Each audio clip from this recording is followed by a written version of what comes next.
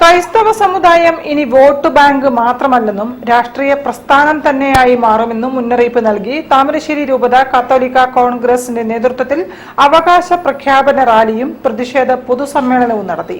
തലശ്ശേരി അതിരൂപത arch bishop Mar Joseph Pamplany ഉദ്ഘാടനം ചെയ്തു. 10,000-ഓളം ആളുകൾ പങ്കെടുത്തു. ശനിയാഴ്ച ഉച്ച കഴിഞ്ഞ് 3 മണിയോടെ മലബാർ ക്രിസ്ത്യൻ കോളേജ് ഗ്രൗണ്ടിൽ നിന്നുമാണ് അവകാശ പ്രഖ്യാപന റാലി ആരംഭിച്ചത്. ബാങ്ക് റോഡ് മാനാച്ചിറ കടന്ന് മുതലക്കുളം ഗ്രൗണ്ടിലെത്തുമ്പോഴേക്കും വേദിക്ക് മുന്നിൽ ജനസാഗരമാണ് അണിനിരന്നത്. രൂപതയിലെ വിവിധ സംഘടനകളുടെ ആഭിമുഖ്യത്തിലായിരുന്നു റാലി. പൊതുസമ്മേളനം തലശ്ശേരി അതിരൂപത arch bishop Mar Joseph Pamplany ഉദ്ഘാടനം ചെയ്തു.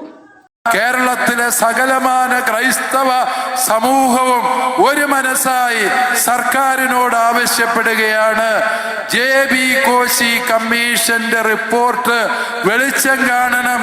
അതിൽ നിർദ്ദേശിക്കപ്പെട്ടിരിക്കുന്ന നടപടികള് യഥായോഗ്യം സമയബന്ധിതമായി നടപ്പിലാക്കാനുള്ള ഇച്ഛാശക്തി ബഹുമാനപ്പെട്ട മുഖ്യമന്ത്രി കാണിക്കണം. അല്ല എങ്കിൽ രാഷ്ട്രീയപരമായ നിലപാടുകൾ സ്വീകരിക്കാൻ ഈ സമുദായം നിർബന്ധിതമാകും എന്ന വസ്തുത കൂടി ഓർമ്മിപ്പിക്കാൻ ഞങ്ങൾ ആഗ്രഹിക്കുകയാണ്.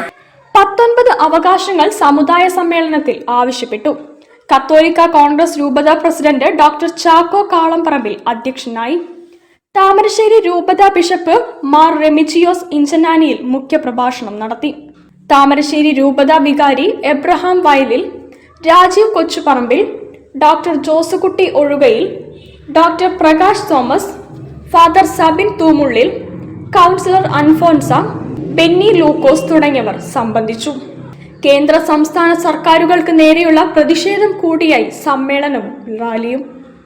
News bureau, Kozhikode. തിരിച്ചെത്താം ഒരു ഇടവേളയ്ക്ക് ശേഷം.